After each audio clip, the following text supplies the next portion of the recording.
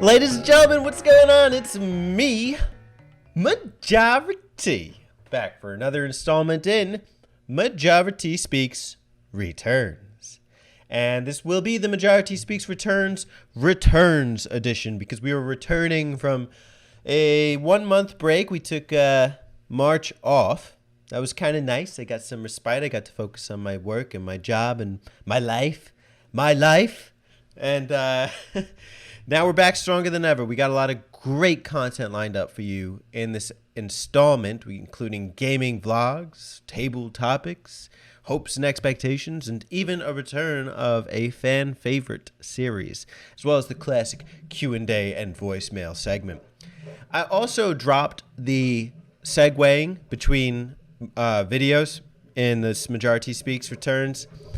Let me know, is that something that you think still works? Are you content by the end? Were you still satisfied with the Majority Speaks Returns long form video? Or would you have liked that extra bit of personalization and the segues? You know, I mean, I'll read the feedback and advice and kind of match it up with my own feelings and go from there. But with that being said, let's kick it off. We got some great content for you today. We are returning in spectacular fashion. Let's kick it off.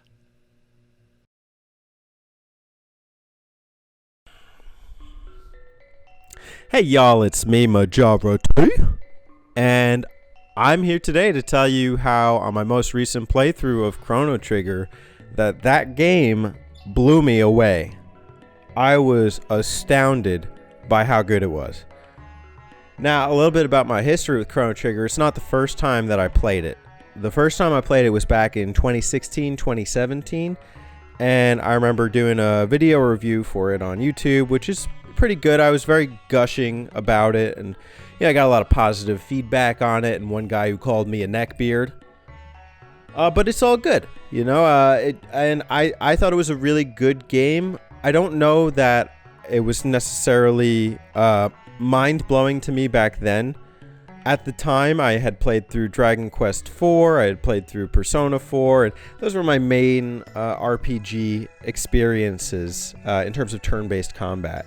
Chrono Trigger was probably my first dabbling in the active time battle, and since then I've actually played Final Fantasy VII, and I've gotten a little taste of what that genre looks like and what that style of gameplay looks like. But really, what I think I loved about Chrono Trigger on my most recent playthrough was that, man, this game is the whole package. This is like everything, and I absolutely understand why it was so iconic back in the day on the Super Nintendo. I understand why it commanded such a high value, in recent years for the Super Nintendo cartridge. And even today, that DS copy is looking pretty expensive too. So let me tell you a little bit about what is so good about Chrono Trigger. I think first and foremost, Chrono Trigger has a very compelling plot and cast of characters. And that cast of characters is never forgotten throughout the game. So you see character stories interact with one another pretty well. Magus and Frog are iconic. Frog has his own kind of side narrative about how he's a knight who was transformed into a frog, and he lost his comrade in battle, and he never forgives himself for it. But the people of the Middle Ages love him. They think he's iconic, but he can't show his face because he's a frog. And so even throughout the main story, you see how these characters develop and how they become, more interesting. I think some characters are better done than others, but overall, they work well together. The one exception to that may be Chrono, who's sort of just there, but everyone around him seems to have a very compelling narrative, and Chrono's almost the engine that pushes the narrative forward. So, yeah, he's there. He's there for the ride, and he's pretty good with the sword too, some might say. So I really like how they work as a team to take down some massive monsters and boss units. I think the types of enemies that you fight are very well varied and suited to the time period. In prehistory, you fight a Tyrannosaurus Rex that is controlled by a reptile alien human being. And in antiquity, you fight some of these mythic creations in the heavens, and so on and so forth. A lot of the stuff that you encounter, be it monsters, be it bosses, they're very well suited to the time periods that you travel through. And so I think overall there's really a feel of consistency and a well-developed and realized world that never lets you forget itself. And even come towards the end of the game where you're about to fight the end boss Lavos, you can go there like from the point that you're at, which is, here's a little spoiler alert, so cover your ears if you don't want to hear this. Chrono dies. The main character dies in the game. And then you have the option to bring him back to life. You could just go straight to the boss battle and take him on with your team. You could have Magus, Frog, Marl, Luca, etc. But it doesn't really make sense. Like, it's just the right thing to do is to get Chrono. And that's one example of an interesting side story you can explore. A lot of these other subquests are very fascinating. So here's like kind of another spoiler alert, I guess. Luca can go back in time and save her mom. You can use Robo to tend gardens for 400 years and revive a forest. Glenn, the frog character, can put his soul at ease by visiting the grave of his comrade Cyrus. And there's a whole bunch of interesting sub-quests that you can explore, partially for experience benefit and stat raising on your characters and, item acquisition, but also just for the sense of satisfaction that you got to see these characters' stories unfold. It's really very well done and very well incentivized. You want to see these things happen. You want to get to know these characters because they've been with you for the long haul. And, while it could have been tied into the main narrative as a requisite before fighting the end boss, I still think it's really cool that you get to kind of pick and choose what you want to do, where you want to go, and sort of explore the terrain at your own pace. That's another thing. I think the game is very intuitive on its own. Sometimes with these turn-based RPGs, I just get confused as far as the adventuring goes. But on replaying it, it's been years since I played it, so I remember bits and pieces. But the only thing I really had a hard time with was fighting a couple of the bosses because of the way that they take damage. So I was getting confused. I would go in, get spanked a couple times, and be like, well, what am I doing wrong here? Okay, I understand it doesn't take physical attacks, but like, what's the best team ordering? And sometimes you need to adjust the teams in order to take them on. Aside from that one aspect, the adventuring was mostly crystal clear to me. And even, towards the end game where you can go into these subquests, a lot of it was very intuitive, and I actually really enjoyed how it was kind of like brain teasers. There's a part with Luca where, she has to stop the machine from tearing her mother's legs off, and to do it you have to input the passcode of her mother's name, and there's no keyboard, so you have to figure out how to do it. I won't spoil that, but I was very proud to say I figured that one out on my own. I was like, classic gamer trick there. So I don't know, put an indicator in the comments if you know what that is, but that was like one example of like a way that the game makes you progress in a way that makes you think about where have you been and where haven't you been in what time periods, and also just like how well you explore. I do think that if you're just going for the main quest, it may be a little underwhelming. I felt that at the time for my first time playing it, and that might be why the impression wasn't as strong on me. But if you take your time and enjoy it, if you're not in a rush to play it, this is a game that rewards those that seek to experience it, overall, and really invest themselves into it. I don't think one playthrough will really suffice. I think the second one is probably where you're going to find more enjoyment. But man, I loved it. I loved a lot of things about it. I loved the soundtrack. It was very well varied, very personalized. And, they had a couple of, I think they had the Final Fantasy guy on, Nobuo Uematsu. I may be mistaken there, but they had another guy replace him who's also known for another classic RPG soundtrack. I don't know. I should know these guys' names, but I don't. And then, of course, you've got artwork from the gaming god himself, Akira Toriyama. This guy's legendary. Did you know Akira Toriyama? He does artwork for Dragon Ball. No, I'm joking. Come on, everybody knows Akira Toriyama. But that doesn't that doesn't take away from the quality of his artwork. And when you play this game, either via the Steam release or on the DS, you really do get treated to some beauty in those animated cutscenes. I think the PS1 version has those too. I could be mistaken. Let me know in the comments below. Anyways, absolutely adored it. I loved playing Chrono Trigger again. If you want to know more of my thoughts on the game, go check out the Time Out podcast on the button mappers that I did with Spencer, JD, and Alex. It's a play on the map out. We mapped out the timeline, so we called it a timeout, not like that thing you go to when your teacher's mad at you.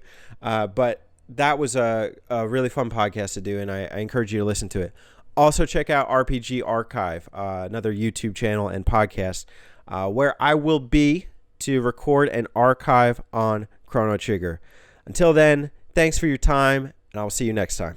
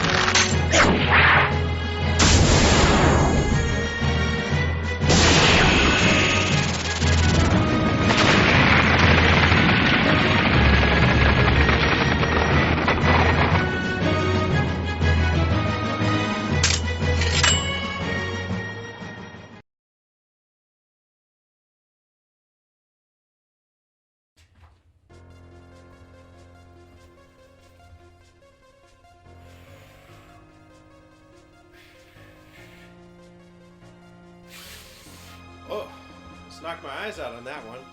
Hey y'all, what's going on? It's me, Majora, and I'm out here just, stretching my cords with a stretch cord. Why? Because, just trying to burn off some of the stress, some of the anxiety, get the muscles working, get back in shape, get out of this quarantine habit. No, I'm just messing around. But why don't I join you? Give me a sec. Shall I?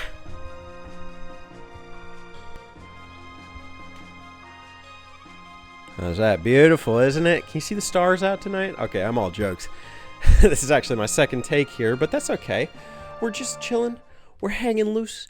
And we are here for a new installment in a community favorite, Table Topics. Welcome to the table. Table Topics is a series where I invite you, the viewer, to partake in some community question around some video game topic. Be it through video response or the comments. I'm excited to hear your perspective on the situation and the topic. Shouldn't call it a situation. Let's call it an event. How about that? That's better, right? My bird's here. Every time my bird's in a video, then it's an event. So last month I asked about pride and gaming, and what's one memory of gaming that you're especially proud of? Thank you to VG Mashup for participating. That was an awesome response. I loved your perspective on the Spider-Man series and how you're proud of the family aspect of playing them with your family. So, ladies and gentlemen, go check out VG Mashup's response. I'll have it in the community table topics playlist below. With that being said, this month's a little different. I want to talk about something we all face, and that is stress. Stress and video games. Now, I know what you're thinking. Why are you getting stressed out playing video games? That doesn't make any sense. Come on, T. Come on, I thought you loved video games. I thought you loved playing it. Well, you can love things and have stress. You can have good stress. You can have bad stress. Stress exists. And it definitely is not exempt from this medium of video games. I'll tell you that much. From if a simple perspective of being a content creator alone, there's a lot of stress there. In terms of keeping up with deadlines and making content around video games and having to play a whole game before a video. And I've faced that I'm not going to talk about that today, but that is an angle. Another is just even attaining some certain video games. That can be stressful. And then also, you could just attribute stress to a lot of memories that come with particular games. And so the community question is, what is one video gaming memory that you attribute some type of stress to? And what have you done to navigate and or resolve the issue underlying that stress? For me, I want to talk about one memory that I have from my formative years of, like my late teens, early 20s. So this goes back to college. When I left for college, it was, a whole country away. I went from New York to Hawaii. And when I I don't think I brought like my DS with me, maybe. But I didn't have any of my consoles. So when I came back for that winter break, first thing I grabbed was I headed to my bedroom and I grabbed that Nintendo 64, all of my games, put them in my suitcase. And my N64 actually has a little chip in it in the corner because of that. I'm going to let the phone ring and then come back. All right, I think I'm good. So there I was, coming back from my winter recess, and now I was the kid on campus with the N64. I was the kid on campus with a copy of Mario Kart 64, GoldenEye, Banjo-Tooie, a lot of great games, and ones that I love and hold near and dear to my heart, as well as the N64 memories. Point, though, is that, nobody else had this thing. Everybody had, like, 360s, and, they were playing, like, Call of Duty and Battlefield, and here I was, the retro gamer on campus. So anytime somebody came to my room, they knew they could come play some of the Nintendo 64. And a lot of fondness for that. A lot of fondness for those memories. Fast forward a year to sophomore year, I move in with a bunch of guys who are really close to me. I'm going to leave them unnamed for the sake of the video. And we shared a commons area. So, like, we had a 4-room dormitory. This was nice because we each had our own individual room. Compared to the previous year, we were sharing a space with another person. So, on my side was my bed, and then on his side was the other bed. And, nothing against neither of my other two friends I live with, but, it gets kind of tiring after so long. You share a tiny little area. And I remember, I didn't have a TV. So I used to play my Nintendo 64 in my friend's room. And this friend, he was a very strong personality, very kind of like dominant, super masculine, etc. Not your typical thing when you think of like big bulky. He's not like that, but he's just, he was very assertive, let's just say. And so we kind of asserted like it was still a common, so we would keep the N64 in his room, and we would play it that way, and that way he could still enjoy it. And I didn't mind. My N64 is getting some love. That's not a bad thing to me. I get to spread the love of the 64. And for some reason, the only game anyone ever wanted to play, him included, was Mario Kart 64. They loved the competitive aspect. They loved the little glitches you could do in Wario Stadium and Rainbow Road to like kind of cheat over through half of the course. And we just played that game for endless hours. So one day coming like out of class, I think it was still in class, he's texting me saying, "Teddy, your copy of Mario Kart's not working. I think your Nintendo 64 is broken." And anybody that has a Nintendo 64 knows that when a cartridge in the system isn't working, all you gotta do is this. Oh, it's working. But he said to me, "I think your thing's broken. I think we need to throw it out." And just imagine somebody telling you they want to throw out your video game console. They want to just throw it out. I was pissed. I was so mad about that. I texted him. I said, "Don't you dare. Don't you throw that away." That is, and I understand now why people who, hoard a lot of things, or they have a lot of items, when people start coming over and like cleaning up your house or something like that, I understand why they tell them to stop. That is not their stuff. Okay? That is not their stuff to take ownership over. And here I was living with a guy who, yeah, he's my friend, wanted to take ownership over one of my prized possessions, the thing I'm so proud of and that I love. Nuh-uh. So I came home, and here he was ready to throw this out, convinced the thing was broken. And he was trying to talk to me, say, yeah, Teddy, I think it's broken. It's not going to work anymore. Just keeping my quiet. Turn the TV on. Take my card in Mario Kart. The little blow. Hold it in the console. While I'm holding with this hand, I flick the on switch with the other. I do that 2 or 3 times, and it works. And it wasn't about, and I told you so. It wasn't about like me trying to rub it in his face. It was just me saying, hey,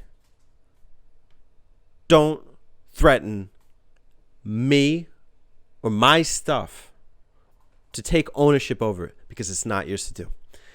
And I didn't say that vocally, but I know that the action communicated that at the very least. So from then on, we didn't have a problem with that. But the real resolution would have been to set a bigger boundary. Like, I could have just held on to it in my room and done that. I probably would have been perceived as stingy. But I think a clear line of communication, like at the end of the day, this is mine, and anything that happens to it, you are responsible for. Like maybe that could have helped. It's not a situation that's necessarily exclusive to me as a 20-year-old, although the way that rolled out is probably that's the only time that's ever going to happen. But, I live with my girlfriend. We share electronics. We share a lot of these devices. And so it's not exclusive to, my time in college. So that was an especially stressful gaming experience for me, but one that I think has been resolved since. I've since fixed up my N64. It works beautifully. Check out the 1UP cartridge console cleaner review I did last year. And that thing fixed all of my cartridges and my system. It's just magic. With that being said, what is one stressful memory you attribute to video games or a video game? I would love to hear. Video responses welcome. I will add them to the community table topics playlist. Thanks for watching. Until next time. I don't have a follow-up to that. Just say, until next time. How about that? All right, T out.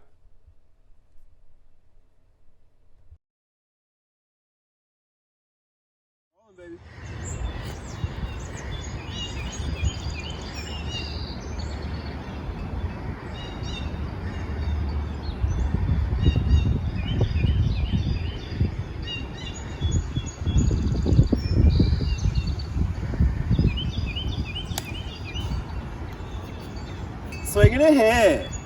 Oh yeah. Man, I just love golf. But you know what? Sometimes I wish I could just switch to playing in the house. Well, now I can with Mario Golf. Super Rush. I hope that's what it's called. Ah!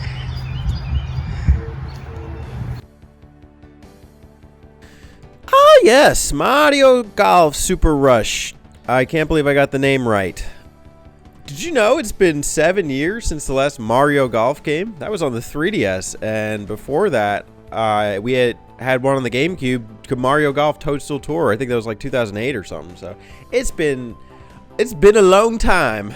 Been a long time. Been a long, lonely time without Mario Golf. But here we are with Mario Golf Super Rush announced for the Nintendo Switch, and these are some of my hopes and expectations for it once it releases come June of this year.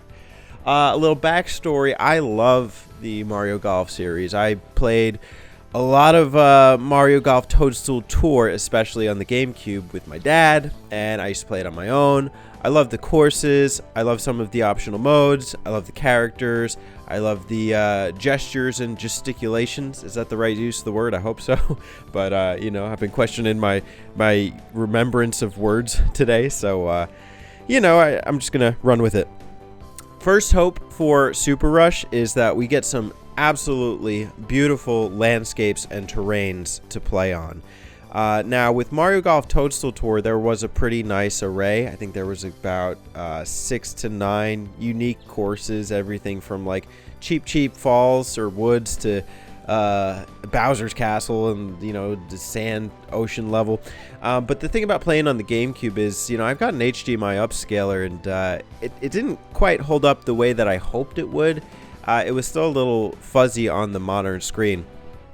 I could tell just by watching the trailer in 1080p here on my laptop, this game's going to look good. I just want it to play the part as well. The first main stage that they seem to be showing off looks like some Breath of the Wild forest simulator, while they do another one of those, you know, desert sand levels. And I mean, you know, I'm excited to see new landscapes and new interesting concepts. I just don't want to see too much rehashed and too much reliance on a lot of these Mario tropes. Okay, forest level, sand level, beach level.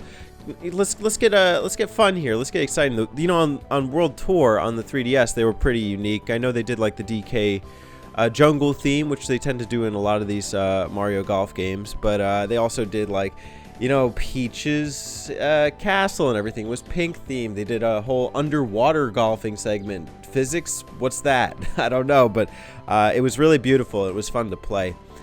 I know that the gameplay is going to be solid. It's just how Mario Golf is. This is, you know, Camelot's project, and they've worked on all of the Mario Golf games, and they're always really well put together.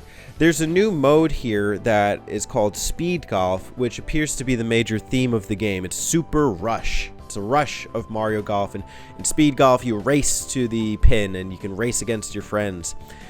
I think it's a cool, novel concept. I just don't want it to be the default. Part of the fun of playing a golf video game, especially Mario Golf, is that it's kind of just nice, calm, and you know, you take your time, you play a good 9-hole, 18-hole, and you really get to pace out every shot. I understand why this is supposed to be some kind of fun, exciting local multiplayer experience, and maybe online too. And, you know, I guess part of that too is like the thrill. If you're playing online with somebody else, you know, you don't want to sit around and wait for them to take their shot while they're sipping on their macchiato, or is that... I'm a coffee guy, right? I should know what that is, but I don't. How about latte? That's a standard cup of coffee, right? While they're sipping on their latte, no, you want the game to go fast. So I get it, but I also want the option to be there to play golf as is. You know, Mario Golf is cool, but it reminds me of Mario Tennis in a sense, where they had like these supercharged shots, and it's just like, what's the point at some point? I'm just looking for a solid game to play. I'm not looking for a lot of these gimmicks. I'm not looking for, like, you know, the fireball mushroom shot from Mario. That's not important to me.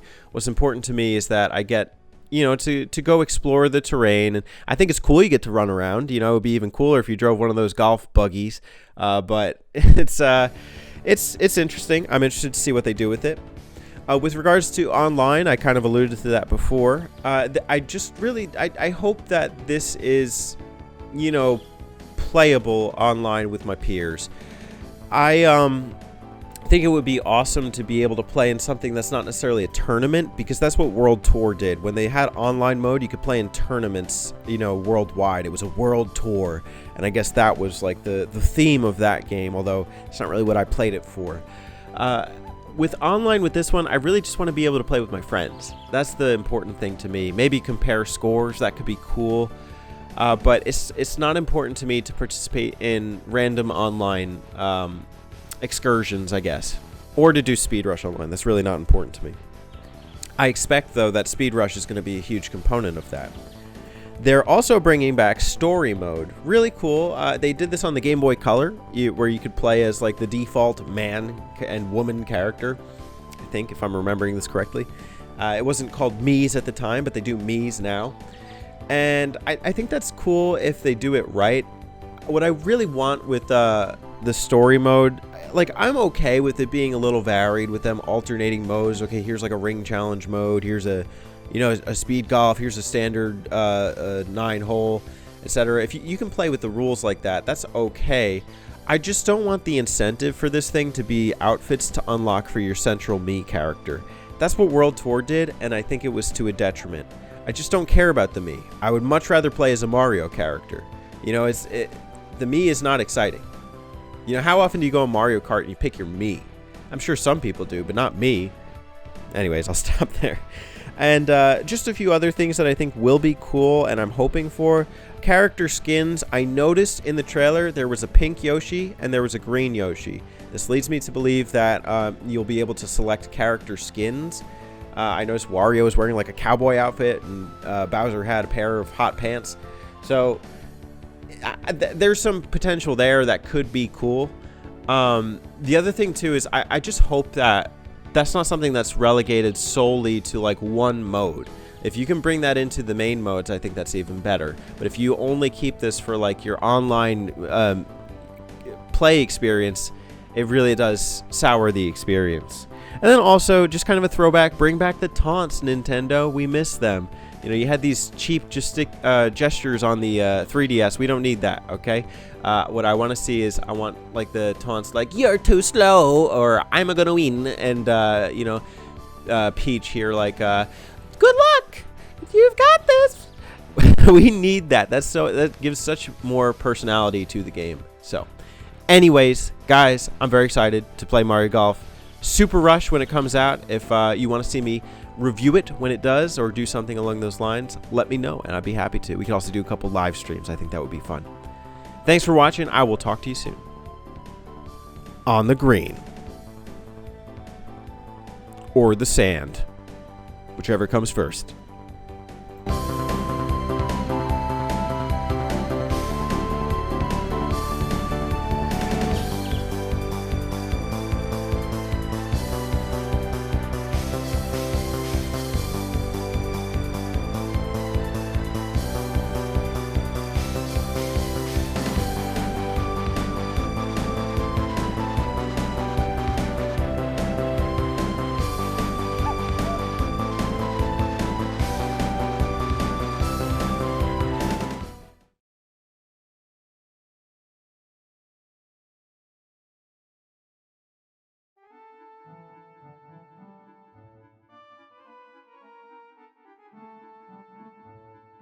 What's up, everybody? I got with me a very special guest, Malta Master.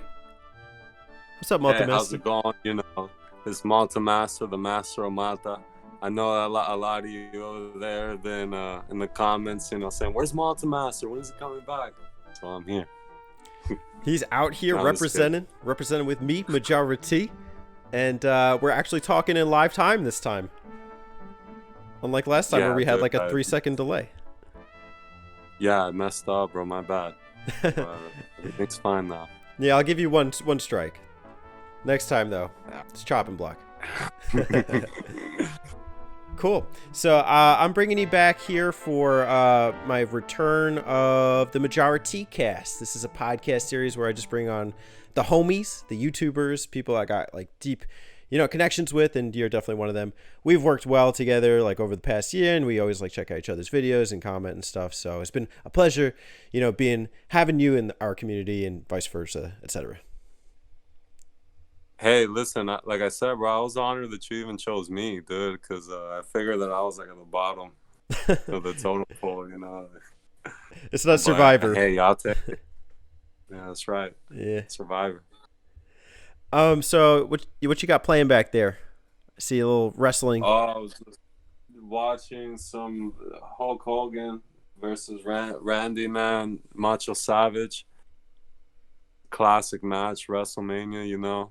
I've just been thinking about, you know, what video games mean to me. There's the topic. We actually decided we would kind of talk about that today, is like the value of video games to us. Before we do, I have to ask you, is wrestling real or fake?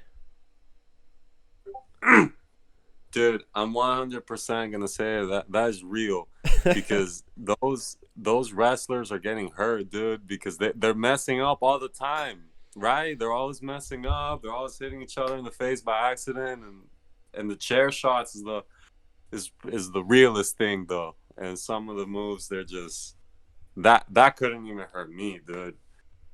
How do you know it's not photoshopped? No, man, no way. I'm just messing. Cool. I've never got into wrestling. I used to hear back in the day people say, "Oh, wrestling's fake," blah blah blah blah. I just never got into it. So, but I know it's a big thing in like the gaming community. Is a lot of wrestling fans out there. So maybe I should give it a shot. Dude, I don't know, man. I don't know what to tell you, dude, because I honestly stopped watching that almost 9 years ago, or eight, because I wasn't really into it anymore. But I think that was just, it came with how wrestling is changing. All sports change, you know. Mm. What's your favorite sport? Basketball, Is it to play or to basketball. watch? Both. I'm a huge basketball fan, dude. I just was playing it when I was young and started watching it as well. My parents they dragged me to Miami Heat, to American Airlines to watch Shaq, and Shaq is my favorite. I'm glad they did that when I was 7. Cool, man. Yeah, I'll take you to the courts. Yeah, bro. I know you take me to the court, bro, because you're gonna sue me for this copyright over here. Yeah, that's one way I could take you to the courts, but not today. Today we're going to talk topics. We love our topics, and we both thought about video games and their value. What do they mean to us? Why are they so important? Why did we come onto YouTube and make videos about video games? What's the deal, Malta? I think that, there's not all video games, but there was a couple of consoles that I think I could speak for both of us. That it was just, it just came, at an emotional time of your life, and like when you're a kid and you're playing all these games too, and it's more than just toys. It's more than just toys, because if you play games at the right time, they can have some serious psychological effects on how you grow up. And you don't even have to be, you can be grown up already, and nobody, people rarely talk about those psychological effects that they have on you, dude. But I'll tell you what they mean to me. When I and everybody knows, I'm really passionate about my childhood. And obviously, bro, you don't remember everything. You remember only like this much, because you were still developing a conscience and all. But I'll tell you, man, the thing that I remember vividly is video games, dude. Like, I did a whole playthrough with my dad, bro. And yeah, the last thing I have to say of my main points is that, dude, they always brought my family and friends together, man. Like, that's really what it means to me. Where that's the simple answer, that it's always been something that brought people together. People that have no similarities whatsoever get together, and they play and they bond and they have fun. Well said. Gave me the whole What about you? rundown. What about Actually, you, bro? I got to. Well, I guess I could talk about me too. It's funny you brought up the emotional attachment. I was bringing up kind of like how when I went to college, I when I first left, I left my N64 home, and then I immediately for the winter I came back and I got the first thing I went for is my Nintendo 64, and I brought it back with me. And so I brought it, and like I was one of 2 people on campus who had a Nintendo 64 and 4 controllers and a copy of Mario Kart, and everybody only wanted to play Mario Kart. But it's just, it was like that item of my nostalgia, and it was so ingrained into me and my core and my identity. And I don't have that same experience of too much of playing games with my family. A lot of it for me was single player adventures, and that really did shape not just my psychology, but also my personal types of games that I tend to go for. You know what I mean? Definitely know what you mean, man. Do you feel like yeah, go ahead. No, nothing. That was just a breather. Oh, yeah, catch your breath. Me too. Yeah. Do you feel like most people or any people out there who are not like in your close circle of like family, friends, understand the emotional attachment you have to games and or consoles? Listen, dude.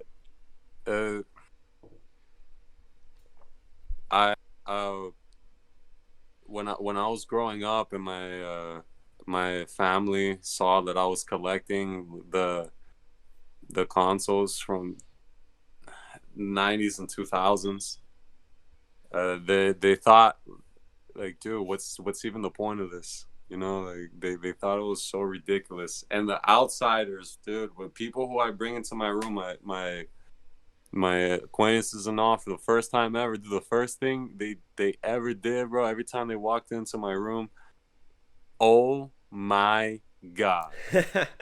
And they go to the Nintendo 64 games, dude, and it's, now that my family sees this, that, well, not this, but the production and everything, how, I used the collection I built, and now I'm using it to make videos, and they see that, hey, like this guy, he really had the vision from day one, and now they're very supportive. Crap, was that the question though? I don't remember. The question was like, how what's the difference between how your family and your close ones and the outsiders think? Pretty much. I think you nailed it though. That's so interesting because I feel like it was that way for me too. Nobody took my gaming seriously or my love of gaming seriously until I started making YouTube videos, and they're like, "Oh, that's cool. Yeah, Teddy, he makes videos, about video games."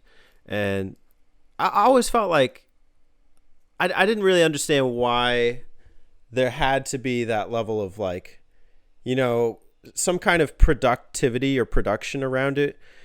To me, that almost takes away some of the natural enjoyment of video games. How long have you been making videos on YouTube about video games? That's a really good point.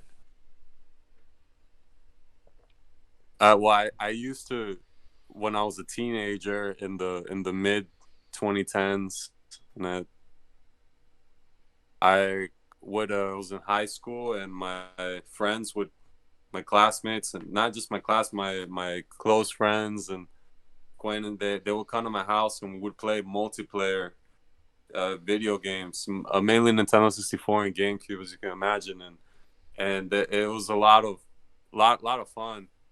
And I went on almost 2 years ago, summer 2019.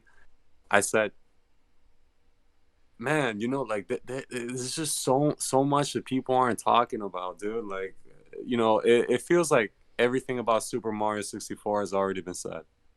But then I come out with a video and say more,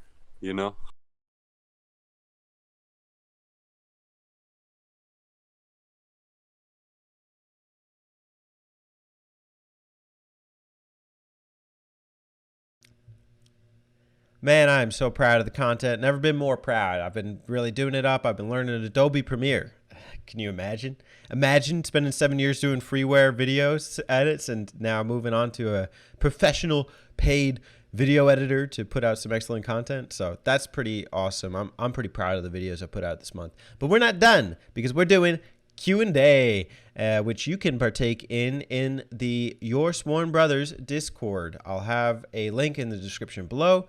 You leave me a question, I'll answer it on the stream, and I'll give you my honest thoughts. And so I'm very excited to go back and answer some of the questions. Also, just join the Discord. It's a nice place to hang out and just talk games and stuff. So, I'm pretty responsive, here and there. Sometimes I may take little breaks. But with that being said, let's kick it off. Our first question in the Discord since last time comes from VG Mashup. What's up, VG Mashup? Turning into VG What's Up?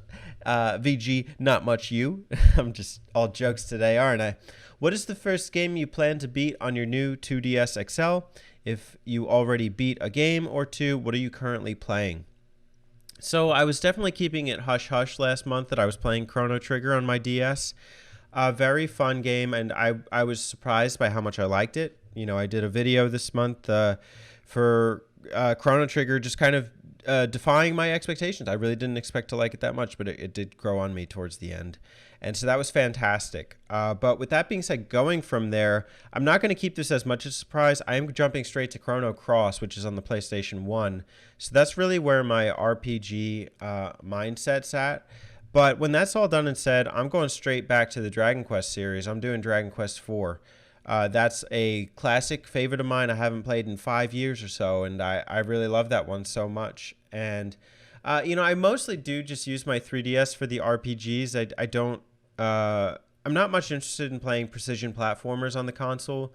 I'm more so like, an experience where I can kind of just take my time and read the text and enjoy the experience, put the headphones on, and a lot of cool stuff. But I'm definitely interested in getting into more DS games. I wouldn't mind playing like some rhythm game kind of things, maybe like Electroplankton or something interesting like that. I don't actually have that many DS games, but let me just look at my shelf and I'll see if there's anything specifically jutting out at me.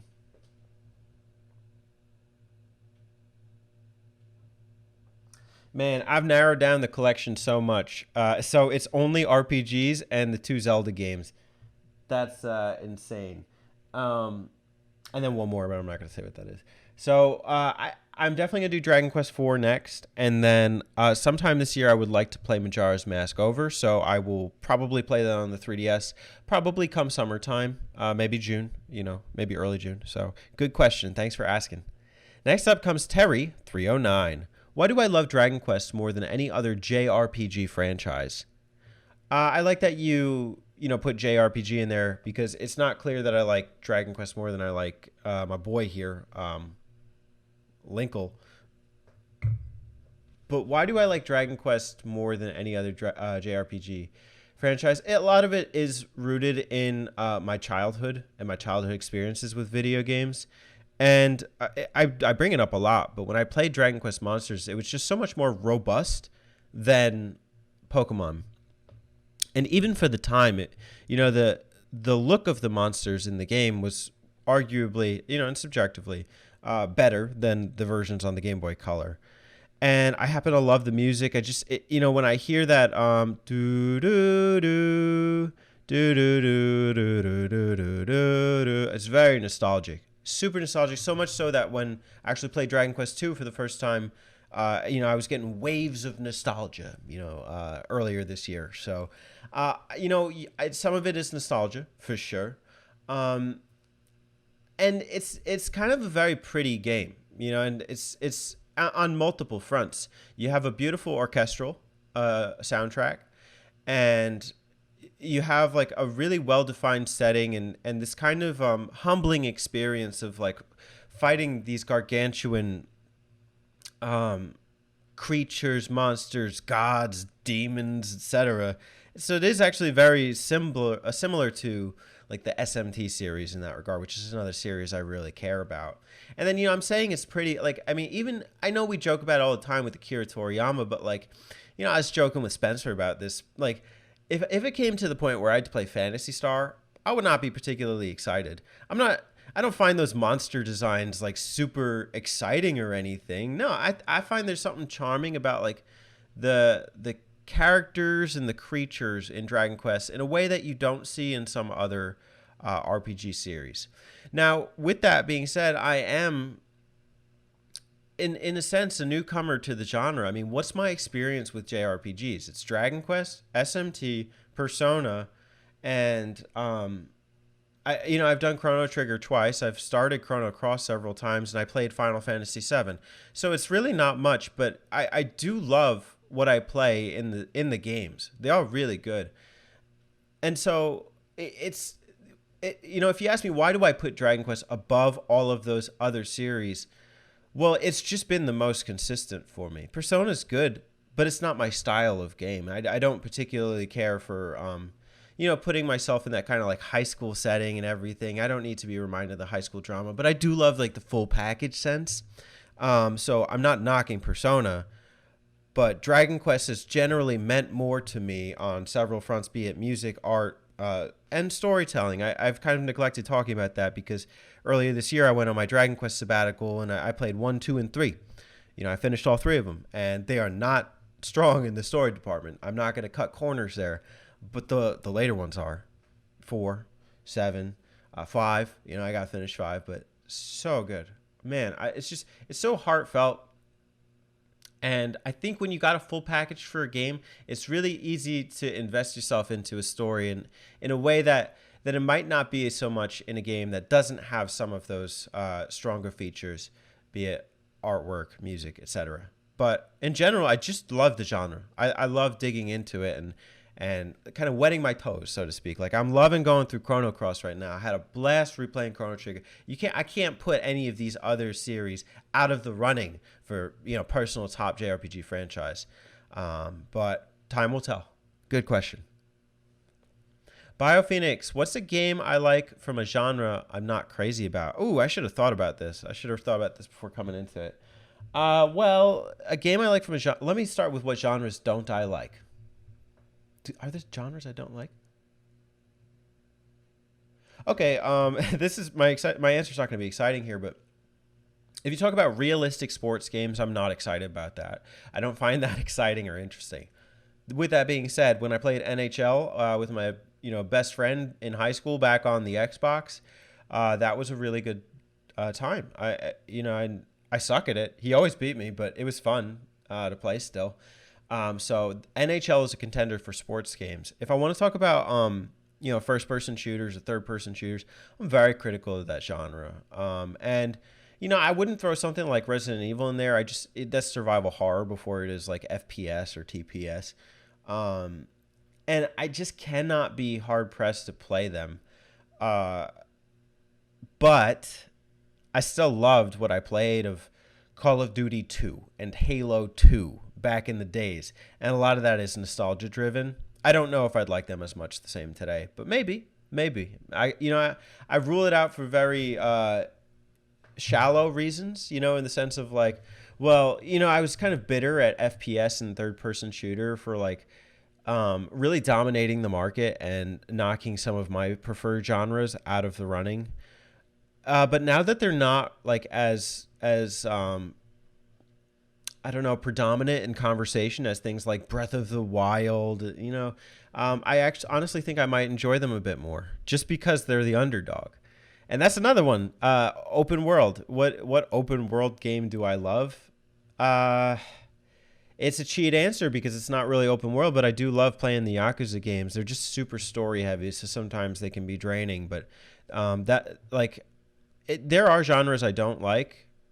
I could say this is not my genre, but I could still find games that I enjoy within them. And so that's kind of cool. It's a good question. I just hate seeing so many of these clone games, man. It's, everything wants to be Breath of the Wild or, I don't know, another good comparison here, but, it's like they try and be the game, and like I don't like the idea of a Castlevania a Metroidvania either, because if a game is so openly a Metroidvania, then to what extent is it its own game? And so I personally just really don't like when a game is trying to be a clone of something else because it did it first. A spiritual successor is different. I wouldn't think of Shovel Knight as like a Zelda 2 clone, but I could see how it takes inspiration. And, nowadays, how do you make a game without taking inspiration from another game or something else? You could. It's possible, but not very few games are going to do that. The point is, as long as it's not like a cut and paste carbon copy, I think I'm more open-minded. Last Discord question comes from Rave Racer 91. Is there any little detail on a game that I dislike a lot, no matter if the rest of the game is good? Man, you really want me to nitpick. You want me to like pick a little thing that's going to, just be annoying in a game. Or are you asking, is there a detail? It could be any game. It doesn't have to be if I like the game or not. What's one that comes to mind lately? Let me take a look. Man, this is so nitpicky. And I haven't been playing a lot of games lately, but this one comes from a collecting standpoint. I dislike having PAL versions of games in my collection. And for that matter, imports. I would rather have a flush North American set of something than import games. And so it's not about a specific game, although like I could tell you ones I have in my collection that eventually I want to replace with the North American copy. Just for the sake of consistency. And it's like Dragon Quest 6, I got the PAL version. Dragon Quest 9, I got the Japanese version. I want to eventually replace those two. But those are some details that actually bother me a bit about my personal collection. If you're talking about game mechanics, it's just that nothing's really coming to mind. So I'm just going to leave that one empty for now. But if something comes to mind, I'll address that at a later date. But that is a good question. Wow, we got some good hearty questions in the Discord. Thanks for leaving them, guys. Really appreciate it. And be sure to leave one for the next Majority Speaks returns. With that being said, we actually have a segment here that we know the viewers love. It is the voicemail segment where you can call into the show, leave me a comment, question, or anything else in between, and I'll be happy to address it. This one comes from a solid fan and friend of the show. And reminder to call in and leave me a voicemail. Just call the following number on screen. It's 1-917-267-8313. Once again, that's 1-917-267-8313. Let's give it a play, shall we?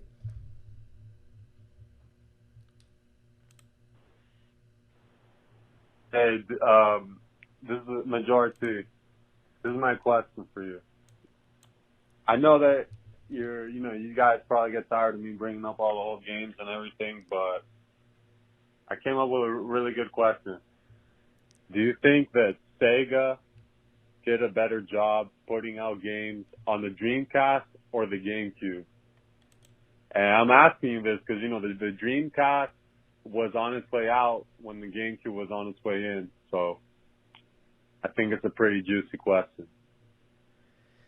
This guy sounds familiar. I don't know where I saw him recently. Maybe I talked to him or something. Oh, that's Malta Master. Yo, Malta Master. Thank you for the question, my guy. I know I answered this on the Button Mappers because you posted it there, and I didn't do this segment last month, but I'm kind of happy to readdress it and go into more detail here. I think you're right. It is a juicy question. Was Sega better putting out games on the Dreamcast or the GameCube? It really depends on how you're defining better. You could say there's a creative element in them creating games for the Dreamcast as its own standalone console. And if you define better in terms of monetary success, they're both commercial flops. The Dreamcast was a flop and the GameCube was a flop. I think the difference is that with the GameCube, they went on to have games that are in the bestseller category in the player's choice. And the Dreamcast, it's almost like there was no player's choice. The Dreamcast was, as a console, was not a player's choice. And the GameCube being more so a player's choice than the Dreamcast almost gives it the light in that sense of their games thrived more on Nintendo's console than they did on Dreamcast. Now, I'm not going off numbers here. I don't know the comparisons. I think the only pushback I'd give to that is that in the Dreamcast era is when Sega took the risks. What was the risk of putting their games on the GameCube? Solidifying their fate as a failure in the industry? As the console manufacturer that couldn't? Like little Thomas the Tank Engine that ran out of oil? But it did set them up for future success. This model of putting games on other systems works well for them. They've got their games on Steam. They put their games, they've bought out Atlas. Atlas, one of the most renowned JRPG companies. And so the decisions they made on the GameCube actually set them up for success here. And so I think when you look at it in terms of a success standpoint, it was better on the GameCube. I can't say it wasn't. But when you look at it in terms of a creativity model and just kind of the fight and the, Survivor mentality, I guess. I've been watching a lot of Survivor lately. Their fight on the Dreamcast was respectable. I respect the effort that went into Shenmue. Do I like the game? I can't say I like it that much. I really don't. It bothers me so many times when I pick that thing up and I'm just so lost and I have to wait and sit around, for my forklift session to begin. But I respect the effort that went into putting the games on the Dreamcast. So my vote goes to they did a better job putting games out on the Dreamcast. Their model on the GameCube set them up for better success. Which do I respect more? The Dreamcast. I respect the effort on the Dreamcast. Do I like a thing? I hate the controller. You won't catch me playing a Dreamcast anytime soon, but I respect the effort that Sega put on the Dreamcast. Hope that answers your question. It was a good one. Thanks for asking. With that being said, we are wrapping up Majority Speaks Returns edition. I hope you enjoyed, and I will see you back here for the next one.